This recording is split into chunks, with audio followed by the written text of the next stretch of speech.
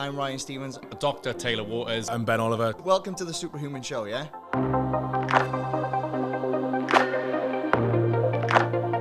Welcome to the Superhuman Show. I'm your host, Ben Oliver, joined with Ryan Stevens and Dr. Taylor Waters. So today we have a Mythbuster segment. So we've got some of the most common myths or sayings that people will say as a reason why they're not making progress or a reason why they're doing a certain plan. And so we thought we would go through some of the most common ones and take a nice big shit on them.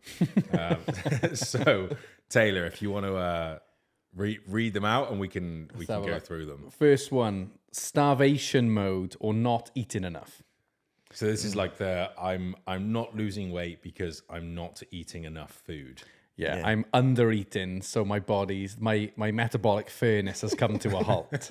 The same person that's solved like world starvation. People dying left, right, and center. Coaches like pumping this one out as well because they start to put it on eat more to lose more.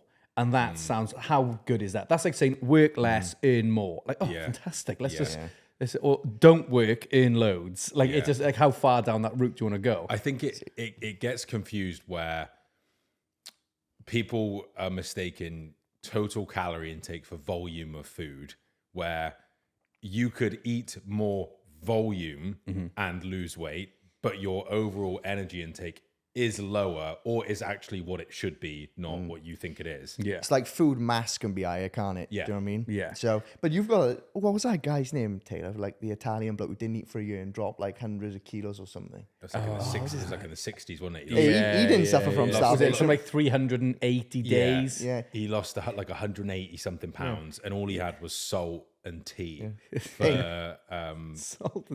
He didn't suffer from starvation. No. I bet he was starving. I bet he was. Imagine getting like, I've always thought that. Imagine like you've gone to doctors and you've been like, right, let's start this study now. We're going to go, I'm not going to eat, because his plan was, I'm not going to eat anything until I get to 170 pounds. And he was like 380 pounds or whatever he was.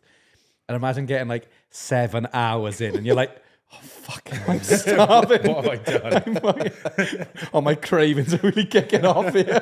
What have I done? You've got like a year and a half ahead of you. I bet though, like you would get to a point where it's just the norm. Yeah, he said 2 months. He said after 2 months, he said it stopped. He just food was gone. But that's such an extreme example where when people are saying, because I'm eating 1,200 calories a day, my body has somehow managed to rewire itself and adapt to this, that I'm no longer losing body fat. And this is always in people that have a shitload of fat to come off. Mm-hmm. If someone was staged lean and they're like, it's just not coming off, I'd be like, you know what?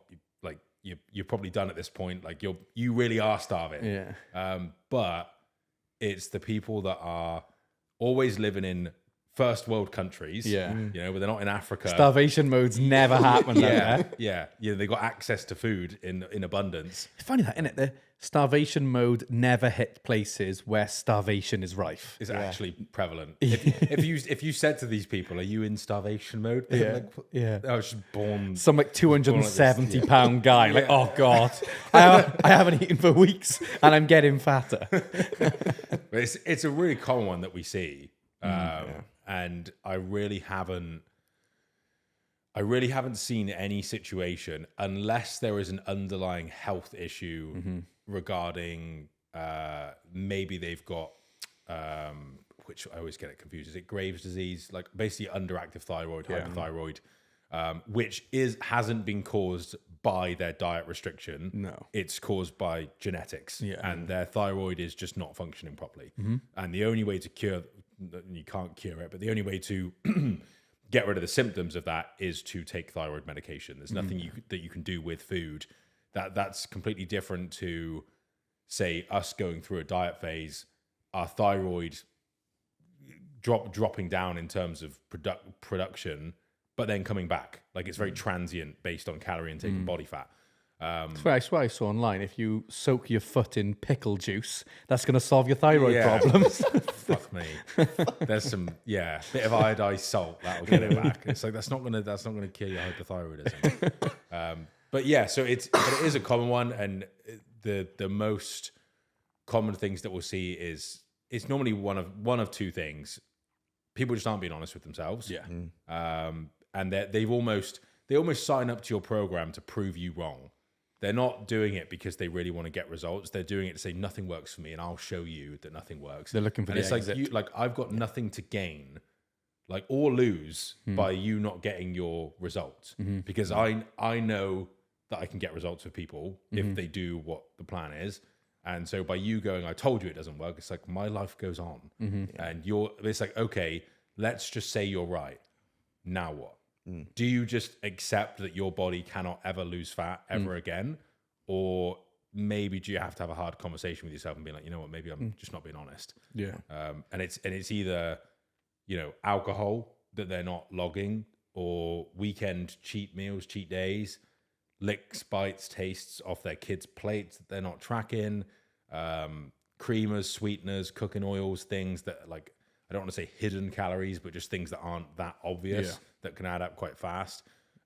Or so it's one of the two things. They either aren't being honest with themselves, or their tracking skills suck. Yeah. And they genuinely believe that they are following their plan, but they're just not like They're not good enough with their skills. Yeah, exactly. And that's the ideal scenario, because then we can say, hey, like I can see the holes in your tracking game right now. We can improve that.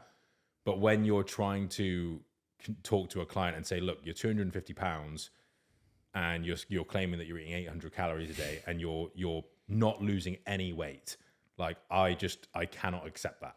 I cannot accept that possibility. Like we've got blood work done and everything is functioning, like you're healthy as a horse. Yeah. So like the math ain't mathin', kind of thing. And that's a hard conversation to have when you repeatedly see I think you say, Taylor, don't you? It's like one of two things. You've either solved like one of the biggest problems in the world, starvation, or something's wrong with your skill set. You know? And as long as they're accepting, it's like, look, I know that I'm over consuming for some reason. Their awareness is here. It's like, help me figure out what's going on, because I know I haven't cured starvation. But it's the ones who actually think that they are actually starving, and that's why they can't drop weight. So, well, it's sometimes it's like, well, if you think you're under eating, let's put calories up and see what let's happens. put them up even higher and let's see what goes on. I guess there are circumstances, like if someone is eating quite low calories and they feel like their energy is quite poor, therefore their physical activity levels are quite poor. Yep. And then sometimes they increase that intake by 200, 300, but that increase results in them feeling much better. Therefore, they start being way more physically active than they were. And then they burn an extra 500 a day. Okay, makes sense. I'm eating more and I'm losing more weight. But there's like, again, the math adds up on the back end. Yes. And you do see that. I see like a tipping point with clients where you maybe take their calories a bit too low and either their adherence goes down and then they're like, oh, like we dropped my calories by 200, but like I'm not losing. But it's because they're sneaking in food now because they're so hungry. Yeah.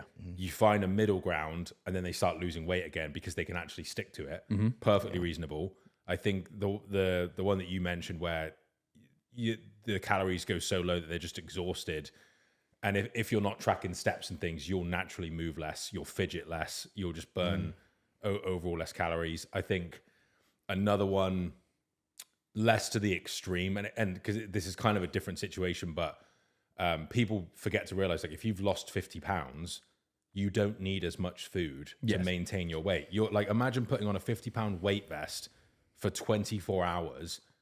Do you think you'd burn more calories than you are without that vest? Yeah. Because that was you. Like, that's what you were carrying around, and you're not anymore. So if you go, like, I've ruined my metabolism now, like, I can't eat 3,000 calories a day, otherwise I gain weight. It's like, yeah, because you're fucking half the size. Like, you just don't need that much fuel anymore. It's no different than, smaller women that we work with. They don't need as many calories as, the 200-pound fucking muscle heads. Gorilla, Yeah. Yeah, I think what they've done is they've taken the concept of metabolic adaptation, whereby, yes, as you just said, like, there are some metabolic adaptations you will see through a fat loss phase, like if you do lose weight, you're carrying around less weight, therefore you burn less being you. Like there are some adaptations that do occur. However, that's not gonna, if you're like 240 pounds down from 260, it's not like, oh, well, my maintenance was at 2,750, now it's 300. Yeah. Like it doesn't do that. Like, you know, you probably, again, it depends on the activity levels of the person and the body composition from muscle to fat ratio and things. But, you know, okay, yeah, you might drop off so whereas you were dropping a pound of body fat a week at 2,300 calories, now it might be 2,200. Yeah. No, it might be 2,150, and it might trickle down as time goes on. But yeah, there's normally an adherence thing going on. And it's like some people are like, oh, 2,000 calories isn't working for me anymore. First thing I say is like, well, is it truly 2,000? Or have you got a little bit complacent with your work? Have a few little bits started to creep in here and there, a bit more social events where you're estimating a bit more, and actually the true intake is now going up. So it's like, yeah, you're not in starvation mode. That's pretty much it. Yeah, and like that's there's a huge difference between being starving and being hungry. Yeah, like we use the word starving, like, oh, I haven't had I missed breakfast today, I'm starving. Are you? Because you haven't had your Cocoa Pops. I tell you who's starving. The Italian bloke wasn't eating for a year. Yeah. He was starving. Yeah, there's a bit of it, like you're a bit hangry. Yeah. You know, and most of the time you're not even hungry, you're bored. Yeah. And so it's being able to identify the differences there. Most people in Western society, if you had to put it on a spectrum of like starving and really full, at worst they probably get to like peckish. Like they're peckish and they're like, oh, I'm starving. Like, you're not. You're so far. Like, even if you're packed, it's just like, God, you got dinner in 3 hours. It's like, you'll be all right. You sit tight. Imagine you can't eat for another 6 months like the Italian bloke. You've just had breakfast and you got dinner in 3 hours. You'll be all right. Yeah. But it's such a, funnily enough, because I don't want to single anyone out, but I think it used to be, it was almost like the number one excuse that I would have with female clients, where they'd be like, I'm not eating enough, that's why I'm not losing weight. Mm-hmm. But it seems to be more the guys now. Like I get it far more with male clients now. But it's very hard because from a coaching standpoint, you know, I can look at the numbers and be like, well, that's bollocks. Like there's just no way that that's true. But I can't, like, you know, I could have that conversation with one of you two and be like, well, this is fucking bullshit. And then you go, yeah. But when you've got good rapport with someone, or you've just built good rapport with someone, I don't want to ruin that by going, I think you're lying. Yeah. Because it's like people find that very offensive if you call them a liar. And again, you don't want to assume that they're making it up or they're lying or they're not being truthful, because maybe it is their skill set. And so I'll always lean on that one first. Yeah. And then if they're like, look, I swear down, you know, this is exactly what I'm eating, then I would say, well, we need to get blood work then. Yeah. And then we'll look at the blood work and be like, look, your blood work's healthy. You're claiming you're eating this. I've worked with, at this point, probably close to 1,000. I think like 1,000, when people go, I've worked with thousands. Yeah. You haven't. Yeah, you've been coaching for 2 years. Yeah. Your nan times 10 doesn't count. But, and then I would go, look, like I've worked with hundreds and hundreds and hundreds of people in a very, very similar situation to you. And not once have I seen this issue before. Do you think that you are the 1 in 7-8 billion? I don't know what the world population is now. It just keeps going up. Clearly, we're doing something right. And it's like, do you think you're that one, or do you think there's something else? Yeah. And then they're kind of like, oh, I don't think I'm that special. Yeah. Like, What I do, I like to calculate their BMI in front of them. I'll be like, okay, let's type in your details here. And I know a BMR, calculate the BMR. Yeah. So I look at your BMR right in front of you. So it's like, and I know the BMR is not, it's not, you know, exact. However, it's going to give you a good rough idea. Yeah. So this is giving you your BMR is like 1,600. You're training 4 times a week at the moment. You're hitting 12,000 steps. So we can easily nudge, you know, a good few hundred calories on that again. So it's estimating your maintenance at 2,400. You're saying you're consuming 1,200, yet you're gaining weight. So let's look at the discrepancy in numbers there. There's a massive discrepancy in numbers. And it's like, if you truly think that's where you're at, let's get some blood work done because something's wrong. And if they genuinely think something's wrong, they would get blood work done. Yeah. Well, they should. But sometimes it's like, maybe I just need to Yeah. go easy on the waffles. Leaning on the deficiency in their skill set is a great place to start first, and like asking them to just take photos of everything they eat, and like you can get a good idea. It's like, okay, you're saying you're eating 1,200 calories, but I can see a full English breakfast. There we go. There's like 1,200 on its own there, and they just may not know that. Yeah. You know, and it's, There's Sometimes they go generic full English breakfast, 420 calories. And it's Yeah. like, right, what was that for a mouse? I seen one the other day. It was generic. What was it, like French toast or something like that, and it was like 60 calories. I was like, a normal slice of bread, it's like 70 odd or like 110. And And you're talking about fried bread. it can be really simple stuff like that though, where there was another client. He's having like 3 or 4 meals a day, and he's like, look, I'm eating chicken, broccoli, and rice. And then I looked on his MyFitnessPal, and he was logging it as like a third of a cup of rice, which like cooked weight, which I guess was like 25 grams carbs or something. And then I was like, take pictures of your meals, and I look at it, and I was like, mate, you're looking at least 3 cups of cooked rice there. Like that's, I don't know whether you've got the cooked and uncooked. Yeah. Like you're doing like a third uncooked, and then it's like whatever. But I was like, you're looking at least like 70, 80 grams of carbs per meal. Yeah. There's the difference. Yes. Like we're talking like 400 calories across your day there. The moment we change that, or for him, I didn't even do it, and I said, stop eating rice and replace it with fruit, because you can't fuck that up. Yeah. And then so he did fruit, rapid weight loss. It's like, oh, there we go. Wasn't his fault. Like genuinely thought that he was doing it, but there was just the numbers just didn't add up. Another one I see is like with people like guys that they almost think, you know, like little snacky stuff, like a handful of nuts here, or they like picky. They get swept under the carb. They don't get like tracked. Yeah. And those calories across the day like rack up massively. Nuts, the handfuls of nuts. I did this years ago when I lived in Derby. I was like, I'm going to track my food intake for the day, like to the fucking letter, like scale out everything. Like even if I grabbed something from the cupboard and snacked, weigh it first, log it. Which you probably would, wouldn't you? Yeah, exactly. And then the next day I was like, I'm just going to log my meals, but not the handfuls of shit that I get. The difference was like 700 calories like through the day. And when I look back, I was like, that was only a couple handfuls. And that's what people do. And that's the difference between losing 2 pounds a week and not losing any weight. Yeah. And so just those simple tweaks will make a huge difference. So Because if you think about the type of snacks that generally people snack, things like nuts and things like a biscuit, they're dense. they're not biting chips. they're not biting celery. Are they? Yeah. Not a handful of raspberries. Yeah. And they're like so dense as well, and low volume, so they're not even filling. Only had a handful of M&Ms. Like the most densest fucking snack that you Got can chocolate covered peanuts. Yeah, same. Yeah. So I mean, if you've ever said this myth, I would say really look at your skill set of tracking. Be honest with yourself. They're really. We don't want to say there's no such thing as metabolic adaptation, because there is, but you're not going to suddenly adapt to eating 1,200 calories if you are a 200-pound male. A general rule of thumb: if you've eaten at a restaurant in the past 30 days, you're not suffering from starvation. Yeah. Like, let's just. If the simple way to solve that, if I'm definitely not starving if I'm like going out for meals. Yeah. I'm buying, not a chance. So next we've got sugar making you fat. So sugar is the devil.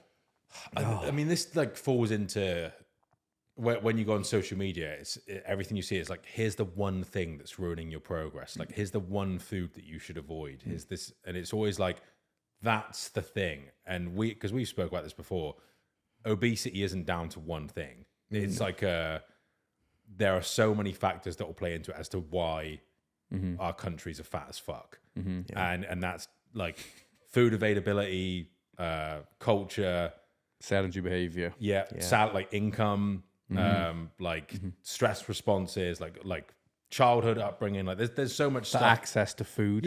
Like It's like we've got more. I think sugar intake.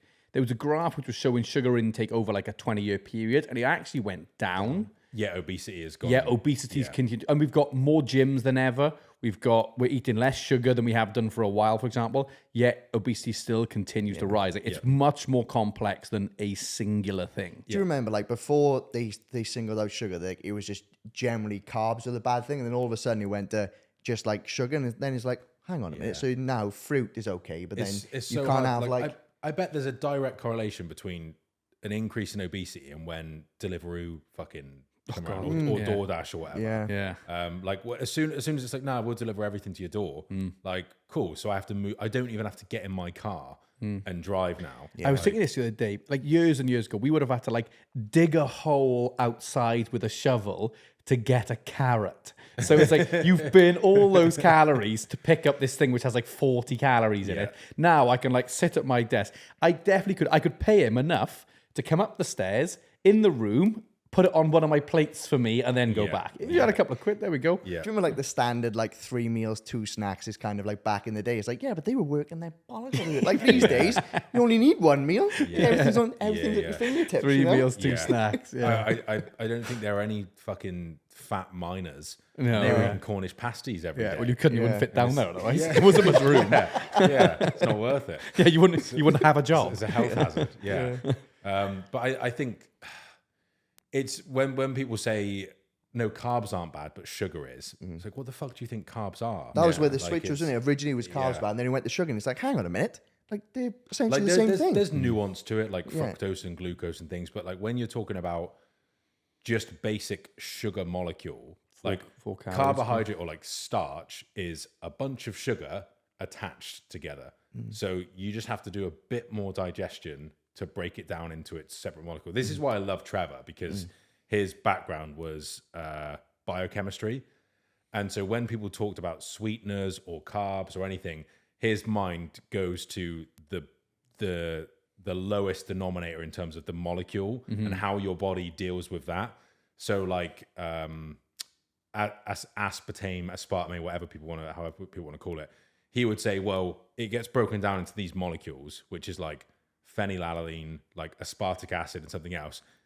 It's got a bit of something. And it's like, and this is what your body does to it. And so it's like, right. So your body doesn't go, sweetener, bad. It will break it down into the constituents and then do what it needs to do with them. And so when you look at that, like, because then you can go, hey, guess what? These 3 things are found in fucking eggs and tomatoes and things, but they're just not put together. Yeah. And so when you start looking at foods more like that, you're like, it all breaks down. It's just another level of understanding, isn't it? Yeah. But again, for an endurance athlete, I probably do recommend a high sugar diet because they need to get in a shitload of carbohydrates fast if they're doing 2-a-days, 3-a-day sessions. Well, have you seen? Was it Thorpe or Phelps diet?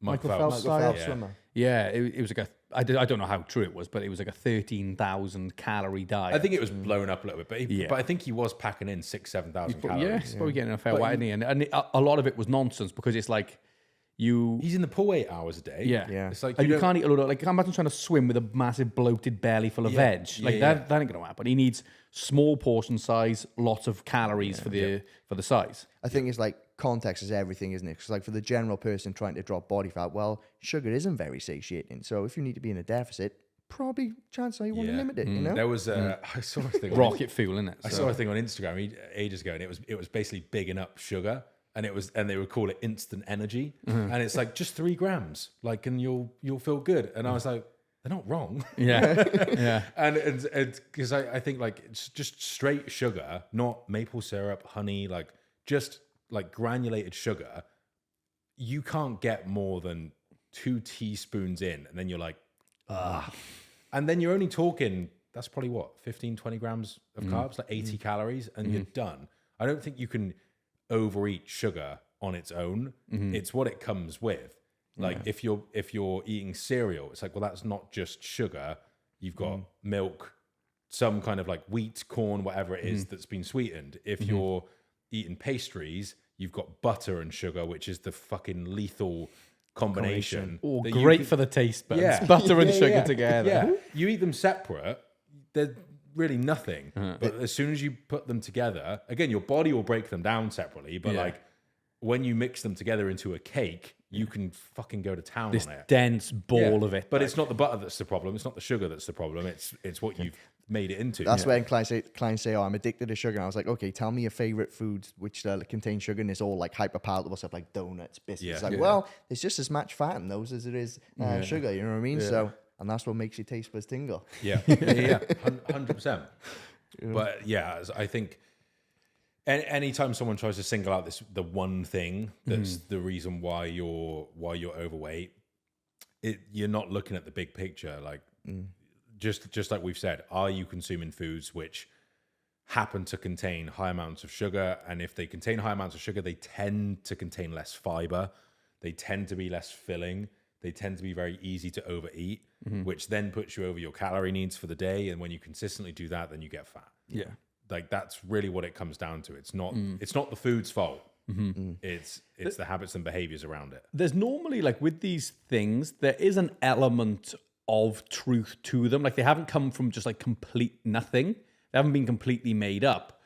But like the starvation mode, like there is something metabolic adaptation. Like a high sugar diet, okay, it normally isn't great if you are trying to lose weight. Yeah. But what they've done is they've taken that slight element of truth and they've blown it up to try and make the it be-all, end-all. Yeah, the be all end all, and it's not. It's much more complex than that. Yeah. Often those people, they're almost like cherry picking it to try and sell you something to make money off the Because back. I mean, even like I think most research will show like the more fiber that you eat, the longer you tend to live. But there's also like eating 200 grams of fiber a day is going to be terrible for you. Yeah. Like that will probably kill you faster. Yeah. So it's like, but people will just take everything out of proportion and context. Yeah. And really what that research is saying is people that eat vegetables and fruit and include fiber in their diet, they probably eat less shit, like junk food and things, or these high calorie foods. They probably aren't as overweight because they're not eating those foods. Because they're not overweight, maybe they exercise more. And so was it the fiber or is it the knock-on effect of all of those things? Yeah. And so this is the problem with any nutrition research. You can't isolate anything. And it's always like a synergistic effect between everything. So you can't always say, all you can say is there's correlations. Yeah. There's not causality. And I think that's what people get confused with is like sugar is causing us to be fat. It's like, no, there may be a correlation, but there's going to be 50 other factors that go alongside that, which are potentially causing the issue. Yeah. correlation doesn't equal causation, does it? But a lot of people think it does. Yeah. Yeah. What's the next one we got? What do we got? Yeah. Protein absorption per sitting. So funny enough, this was I remember when I was at college, there was a ambassador of Lucozade that came in, and they were talking about this, and because they had just come out with their protein shakes, and it was like 27 grams of protein a serving, and they were like, because you can only absorb 27 grams in a sitting, and anything else it gets wasted, and you just wee it out, and I was like, I don't think that's true. Even I was like 19 then. But I think that's been a common thing where it's like you can only absorb X amount and then it gets wasted. Yeah. But I think people don't really understand that, like we were saying, you barely use any of your protein intake for the day to actually build muscle. Like none of it gets wasted. Like if you say wasted, it's like, well, it gets broken down and converted into glucose and used as energy. It's not wasted. No. It's just not used to build muscle, Yeah. but it's used for enzyme production, skin, hair health, like all of these other things. You only use a very small percentage of that to build muscle on a daily You need basis. X amount to stimulate muscle protein synthesis, and that can differ person to person, normally 20 to 30 grams, depending on the person. I think what it came from was they did more research into L-leucine, and then they said, well, you need 3 grams of leucine in a sitting to basically start the ignition for muscle protein synthesis. And typically you would find 3 grams of leucine in about 30 grams of protein from most sources. Eating more than that, once the ignition's turned, you can't turn it on harder. Like in that sense, it's a light switch. It's not a dimmer. But that doesn't mean that when you eat more protein in that sitting, it gets wasted. No. It's just cool. You've activated protein synthesis. You're not going to activate it more Yeah. if you eat more. Yeah. Yeah. Because there's just been another paper come out, which everyone's got a fucking hard on over. Is like, there was no point of diminishing returns in terms of like protein intake post-workout. That like they basically did a study where one of the groups ate 100 grams of protein post-workout, and it looked like muscle protein synthesis just continued to stay high. But then they also said that, well, they failed to mention, or people talking about the study, they used casein in that 100 grams, which is a slow digesting protein. So you're not absorbing that 100 grams post workout. You're absorbing it over the next 12 hours because it's still getting broken down in that time frame. But also, it still doesn't override daily protein needs. And like bodybuilders knew this shit 50 years ago. Yeah. Like, eat a good amount of protein after you train. Yeah. Like it hasn't changed. not anything. groundbreaking stuff. No. Yeah. Do you know, even if it, let's say, if it was wasted, even though it's not, right? It's just not all going to muscle building muscle.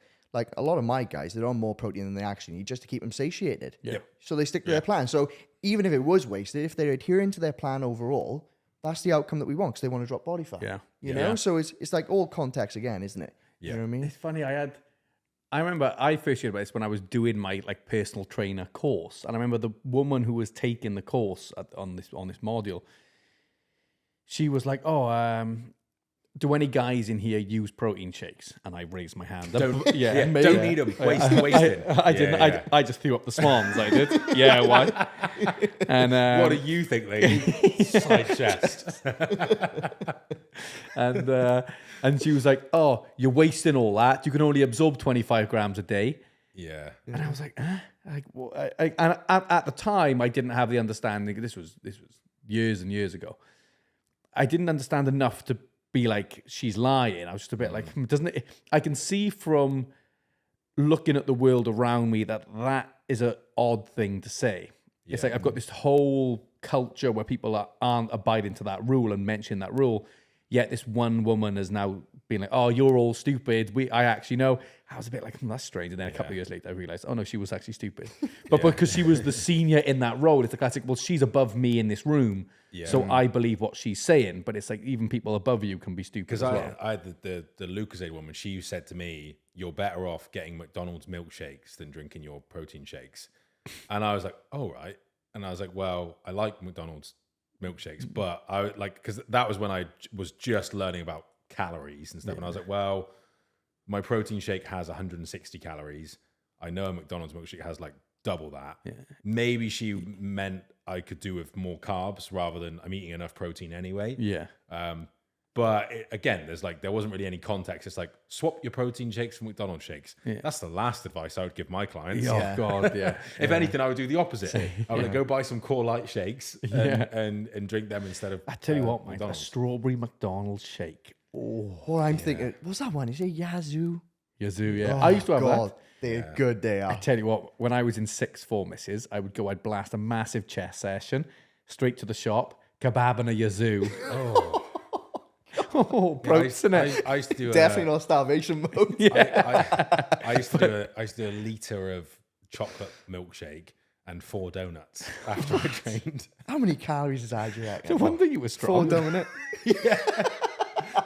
Added 60 pounds to my squat that year. Now it all makes sense. Crikey. And that wouldn't touch the sides. It would be like, eat that on the way home and then go have a meal. And then have dinner, You look back and you're like, how the fuck did you do that? Yeah. And I was like, but again, I was doing probably 6 gym sessions a week. Mm-hmm. I was playing basketball 5 times a week for at least 2 hours a pop. And I was cycling to and from uni, it was like a 3 mile each way up a fucking massive hill one way. And we just didn't think anything of it. Like, I didn't know enough about overtraining or that you shouldn't be able to do, like, you shouldn't do a bunch of cardio and a bunch of weights if you got to, like, I just didn't know. And I got stronger, I got leaner, built muscle. Like, being stupid helps. Yeah. Being ignorance bliss. Bliss. Yeah. Like, Yeah. so true. What do we got next? Yeah.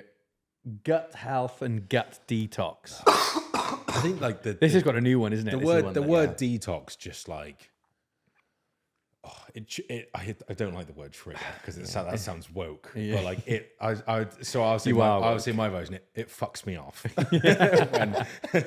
when people say I need a detox. I say, are you an alcoholic? Yeah. And they go, no. And I go, then you don't. Does your liver work properly? Yes, then you're fine. Kidneys? Okay, you're good. Yeah. I think it's just, again, I think it's a marketing word. And when you look at what the detoxes actually are, most of them, they always involve some kind of fasting, which, like, if you're having stomach issues, digestive issues, if you suffer from colitis, something like Crohn's, fasting can help. You're giving your digestive system a break because it's inflamed because of a condition that you have.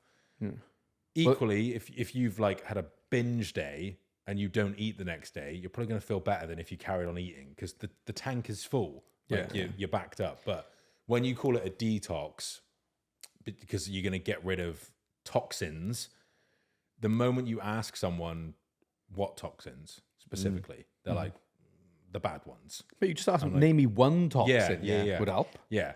And it's like, how are you measuring the detoxification? Like, did you get your blood work done before you did this? Did you get it done afterwards? What markers are you looking at? And if you're just looking at like a general inflammatory marker, it's like, well, that's not toxins.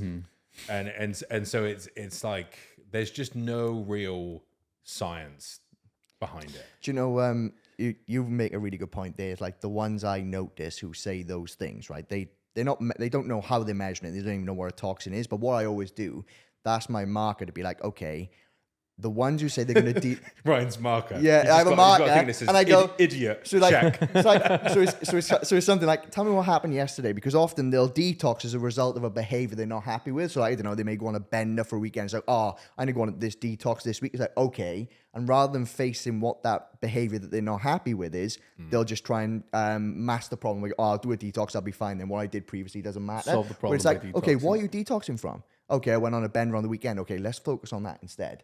You know, so it's actually an indicator for me that okay, they've done something that they're not happy with, and they obviously want to detox from something.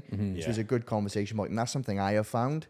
You know, so well, again, like you detox, like they'll go on a detox from alcohol, for example. Yeah. And it's like, so an alcohol is, you only detox off negative things. You don't detox from positive things. Yeah. So it's like, I need to detox from, again, they know their problem is the overconsumption, or they're binge eating, or they're just slamming too much booze on the weekend. And then it's going to be accompanied by like some tea that just tastes like fucking piss, and some metabolic booster which has probably got a little bit of caffeine in or something, and then you're going to do that for 7 days, and you're going to feel $1 million, and you're going to.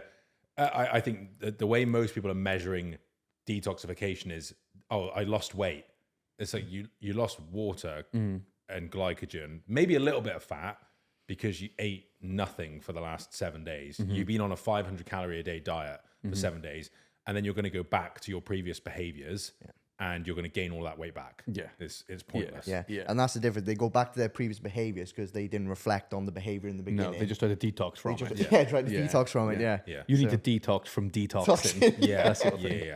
Yeah. It's funny you say about piss flavored tea because there's actually a way of detoxing I've seen from where you detox by drinking your own pee. So it's not even pee flavored, it's just pee. So they pee in a glass, refrigerate it, and then leave it like 24 hours and then drink it. Oh, Christ. Imagine the breath on that. What have you had this morning? That the only thing that reminds me of, I'm sure people in the UK remember this. People in the US they'll probably stop listening to this podcast after this. Remember the neck and nominate? Oh God! So it's basically this thing went around on Facebook when we used Facebook before Instagram. This must have been like 2011, 2012. Dinosaurs. Yeah, and we were at university, and it was basically someone would chug a pint of beer, and then go, "I'll nominate 3 friends," and then the next person would chug something a little bit more extreme. Maybe they'd do like a pint with a shot in it. Yeah, a pint and a shot. And then it basically got to the point that people were doing like a pint of vodka. And then one of my friends did a pint of piss. and then I genuinely think it stopped because some bloke just chugged some shit. And then everyone was like, well, we can't top that. And it was just like, and then Neck and Nominate just ceased to exist. Like after that video went viral. Mate, there's a guy in my school, loose cannon, real loose. And the video is still about somewhere, and it's one of the funniest videos you'll see. Like it got shared so many times, where it was, again, I might miss something here, but whatever I say is true. I might miss something out. So it's his own piss, dog food, Jack Daniels, olive oil, some lager, Worcester sauce, raw egg, and I think that's it. There might be something else that I'm missing, and he's mixing it up. And he doesn't even drink it. He ends up, he's trying to smell it. And he's like, and he's going, and he's being sick as he's trying to go. He ends up doing like 2 big chugs, and then he's like, he just starts to explode. Like, it's hilarious. But he's so confident as he's mixing it up. He's like, here we go. And the next thing he crumbles. The smell just makes him go. Yeah. That'll clear you out. He goes like that. He goes, thing is, I haven't got a very strong stomach, see? It's so good. Make something that's so fucking bad that you'd be sick just sniffing it. You'd be like that. There's some crazy detox stuff out there. Like, just I don't even want to go down that rabbit hole. Can you imagine the thoughts when you actually legitimately think drinking your own refrigerated piss is going to detox you? Yeah. Gonna live forever. Live forever. Bottoms up. Yaki da. Every morning, like, oh. Here we go again. Yeah. Right, what do we got now? Oh, fat burning versus fat loss. I thought you were going to say fat birds then. Oh, hang on. I've got a great story as well. One on the piss. Yeah. I got one more great story of the piss, right? So, why are we still talking about piss? yeah, hang on, 'cause it's a fucking good one. So when we was in uni, 2 of my mates, one of them, like an orange juice carton, so it's like roughly the same colour. One of my other mates went out in the night now to come downstairs, hungover, like, oh, give me some orange juice. My other mate had tipped it and pissed in it. Oh, mate. Chugging someone else's piss as well. Everywhere on the floor. God. Think as well, if you're going to drink someone's piss, like, I'd want it to be like the healthiest, Some hydrated stuff. smallest, prettiest female. If that, not just like some hungover belter from the valley. He's been eating chicken and asparagus. Like, I can only imagine, right, like, because his perspective, he come like so hungover, like, oh, I'm gonna have a nice cold bit of Sunny D. Or like, got like you would chug as if like you hadn't had a drink in ages, and all of a sudden it hits the back of the throat. That's not Sunny D. Lukewarm. Urine. Sunny you.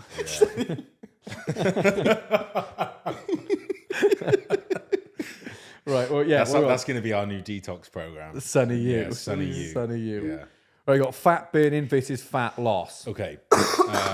I think this is... You see this a lot. This is a big one out there. This burns fat. So I think the 2 main places that you'll see it is keto diet. Yeah. When people will say eat fat to burn fat, you absolutely will burn more fat, but you're eating more fat. So hence why you're burning more fat.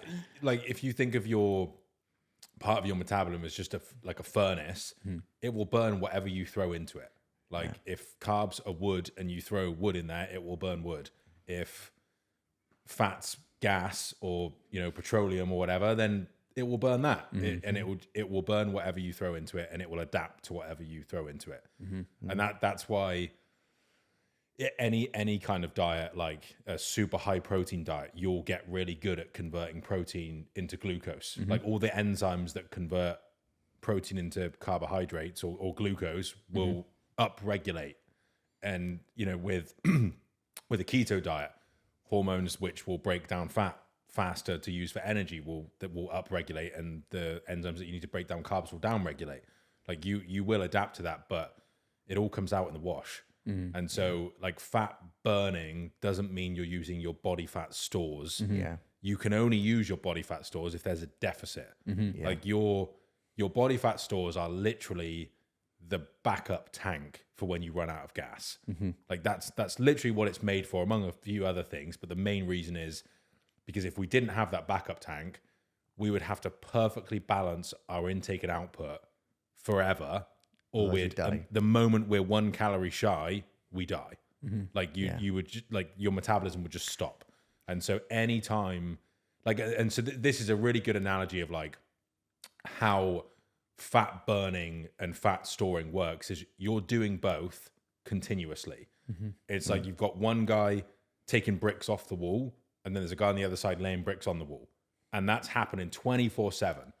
And the thing that speed up one guy's work rate and slow down the other. You give one guy a line of coke, and the other guy, some ketamine, and you're going to get a different rate. And so, but like that's with protein breakdown and protein building or muscle building, or like muscle breakdown, muscle building. There's two opposing forces happening continuously, and it's really like which one is doing more over time. That's literally it. It's not, if I eat, then I'm going to stop doing this, or it's like, well, no, one's going to slow down, one's going to speed up, and then when you're not eating, one's going to speed up, one's going to slow down, and it's what comes out on the tail end over time. But that's got nothing to do with like whether you're burning fat not from your kind of your gas tank. It's like that's more like the kind of brick that's being laid down and taken away. It doesn't change the fact that you don't dip into the reserves until you have to. And then I think the other one that comes up is workouts. I'm in my fat burning zone. Fat burning zones, yeah. And that's like, that's not wrong, because a lot of these things are like 10% right, 90% wrong. Yeah. And so like fat burning zone, absolutely, because, and you can measure this, like you do the RER, like respiratory exchange ratio, like you put a gas mask on like an oxygen mask, and you basically measure the CO2 output at different intensities. And the higher the intensity, the more you'll rely on glucose. And the lower intensity, you'll rely on fat. Like fat's kind of like the diesel, and carbs are the gas. And so you absolutely are using more fat for fuel during that time, but it all comes out in the wash anyway. You'll just use more carbs at other times of the day and less fat. It all balances out, and it doesn't change the fact until you've ran out of gas, you won't dip into your tank. Yeah, I think the easiest way to put it is like fat burning is like fat oxidation. That is the process of burning fat for fuel. So if you eat more fat, your body will burn more fat for fuel. Not more body fat, just more fat in general, because you're putting that fuel on the fire. Whereas fat loss is a result of an energy balance equation over time. Are you consuming less than you are burning? So they're two different things. Although they sound quite similar, fat burning is just using fat for fuel. Fat loss is the result of an energy deficit over time. Like the total amount of fuel that you're using will dictate if you lose body fat or not.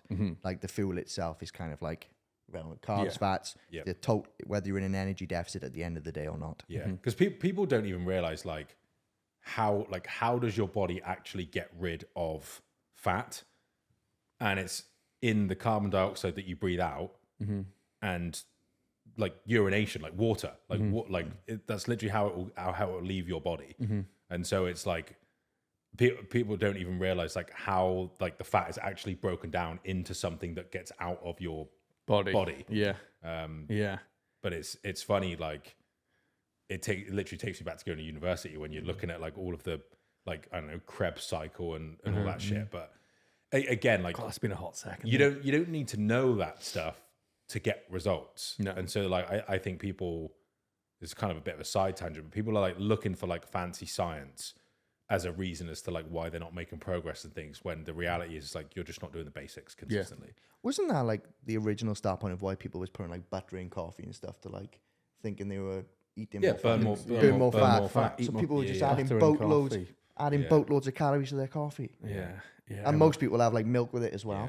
Do you know what I mean? It's like, geez. But it's funny as well. Butter in coffee. That's because I love it when people will say like, oh, I use like BCAAs or like ketones, like whilst I'm fasting, and they say it helps me through my fast. It's like, because it contains calories.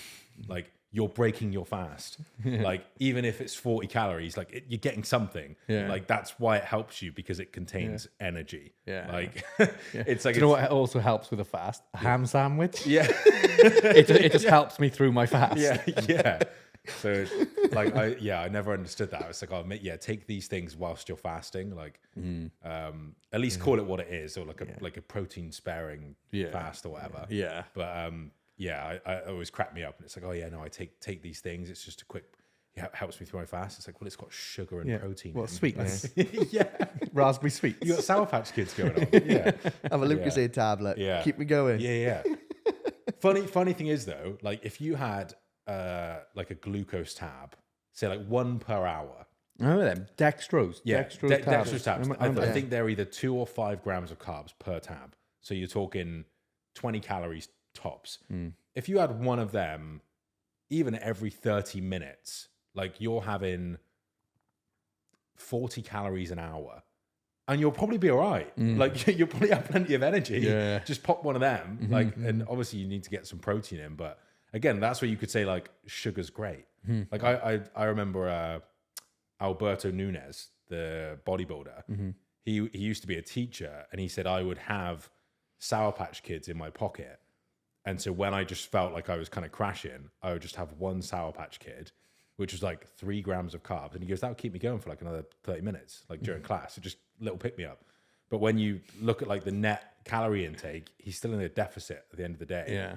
But no, like you'd look at that and be like, you can't eat sweets on a diet. It's like that allowed him to stick to his diet. And get absolutely and he'd get shredded as peeled well. to the bone. Yeah. Yeah. The problem is I'd have my hand in my pocket all the time. Yeah.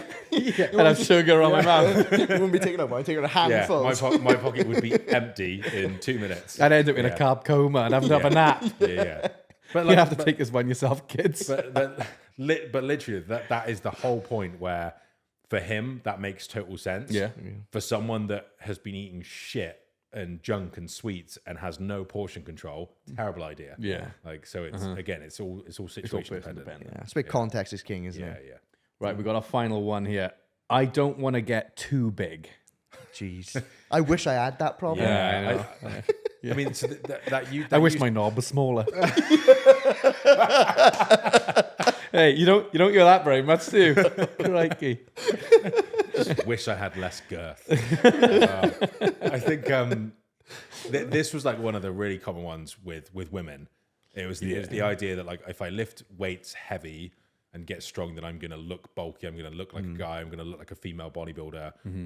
When really they're taking copious amounts of steroids to look that way. And I mean, I always look at it and I say, you know how many guys want to look bulky but don't, and they're literally putting in their heart and soul into trying to get big, and they're not. I think you're going to be okay. Like training every day, sometimes double sessions, like they're still nowhere near stumbling on getting too big. Well, like, and it's such a slow process. Like building muscle takes so much time. Yeah, you're never going to wake up and go, oh shit, like I'm 15 pounds too jacked. I knew I shouldn't have done that extra set of bicep curls. I can't fit in my t-shirts now. Like it's you will never get too big by mistake. Yeah. You might change your mind, like what you want to be jacked. Once you're jacked, you go, you know what? I prefer myself slimmer. That might happen, but you'll never overshoot it. You'll never go, oh, I don't want to be this. And then you wake up suddenly like, oh, I'm way too jacked again. Yeah. You definitely won't overshoot muscle, that's for sure. No. Yeah. And I would you overshoot the fat. Yeah, exactly. I would literally say for everyone, like I think when you're in your 20s, your goal should be to get bigger than you want to be. Yeah. Like your goal should be to get too jacked, because then when you get to your 30s, you can afford to lose some muscle, still have a ton of muscle. But, you know, if you want to run or do CrossFit or do any of that shit, you've got a really good base, you've got a good amount of muscle, you'll slowly lose muscle if you're not training that way anymore over time, but you've netted the bulk of it that you needed for the rest of your life and you're pretty good. It's the problem is when you get to your late 30s or 40s and you haven't had that 10 years where you're in your prime with no injuries, you know, typically you don't have many other commitments other than maybe an easy job and, you know, a girlfriend, you know, you don't have kids at that point or a career or whatever. The chance to be a fine thing back then. Yeah. But I think like, again, if you're in your mid to late 40s and you haven't put on that 20-30 pounds of easy muscle that you get when you're in your 20s, I say easy, it's still hard, but it's the easiest it's going to be. You do have a real uphill battle going on to try and get that later in your life. And so I would, if I could go back, I would have doubled down on off seasons and accepted being a little bit fatter in my 20s to gain that extra muscle. Because it's way easier to lose body fat than it is to build muscle. Even if I had to spend 2 years dieting to be in shape, but I've spent 10 years just getting as big and as strong as I could, I'm going to look far better off long term than if I was so worried about having my abs year round in my 20s that I never just took, you know, really went full hog on gaining muscle. Yeah. Because I think that's like if most guys could go back there and just been like, I just fucking got big. Like, Yeah, Cash in early. Yeah. You Like see the that a earlier you lot, start, mate. the better. Guys who lift a lot of weights, say through their 20s, but their diet is just like they're just over consuming, Yeah. and they do get a bit fat, and then like in their 30s they come to you and they're like, oh, I want to get lean. They look great. You trim their fat off and they look phenomenal. You're Yeah. like, oh god, because they've already built that ton foundation of muscle. Even if they weren't eating, even if they were eating too much, they weren't doing themselves a disservice from a muscle gaining standpoint, because they're probably sleeping like a log.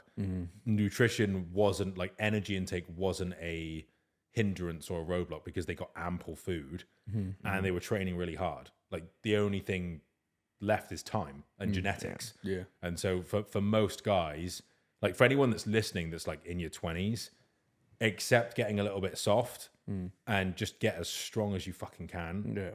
And then when you're in your like late 30s, you're going to look so much better. And that's when you want to look good. Like that's when you really like, when you're in your 40s and stuff and you want to be the in shape guy. And you can literally melt. Yeah.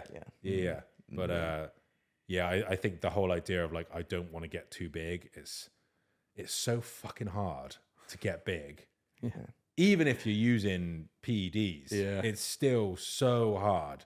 And I think marketing and media has made it out like, oh, gain 10 pounds of muscle in 20 days. It's like, it doesn't fucking work like that. Yeah. Real world, Like- I don't know a single person that has got too big quickly. Yeah. I've never had Never someone met- go, I've done it, Taze. I've really overcooked it. Yeah. My delts are massive now. Yeah. And I'm just like, oh, are they?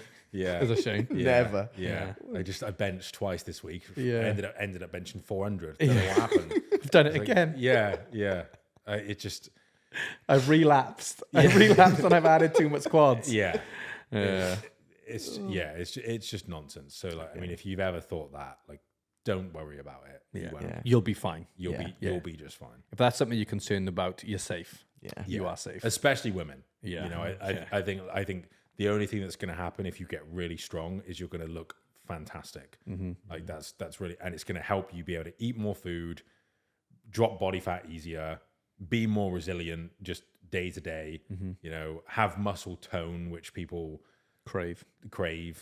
I hate it when people say that, because I don't know if you ever read like the sports textbooks, and muscle tone, the literal definition of muscle tone was like how tensed or contracted your muscle is and like at resting. And so like if you're always like, if you're hypertonic with muscles, that's not a good thing. It's like you can't fucking relax. It's like what cramp is. Yeah. But then we've turned that into like, I want to look toned. And it's like, I don't know what that, I always look at that and it's like, what, you just want to be flexed just like constantly. It's like, what you want is definition. You want Looking muscle tone. toned and looking constipated. They're quite a similar look. Yeah. You want some muscle definition going on. Yeah. But no, I mean, I enjoy this one because like these are common things which we'll still get, and I think we take for granted when we hear these myths, we're like, oh, roll call, like not this old one. But some people still believe it because they're like their profession isn't fitness. But also, they're going to see more of that stuff than they will hear this stuff. Yeah. They're going to hear more of the myths than they will the myth busting. Yep. So it's like that stuff, because it's much more common for them to hear that. So it just becomes more of a normal part of their understanding. Yeah. But if you do have any myths that you want busted, be sure to send them to us. You know, you can comment on the podcast or on the YouTube. But as always, thank you for listening. Be sure to follow us on iTunes, Spotify, YouTube, and we'll see you next time. If you love this show, please like, share, and leave us a 5-star review so that we can help more people. I'm John Madsen, Superhuman CEO, reminding you to always go get what's yours.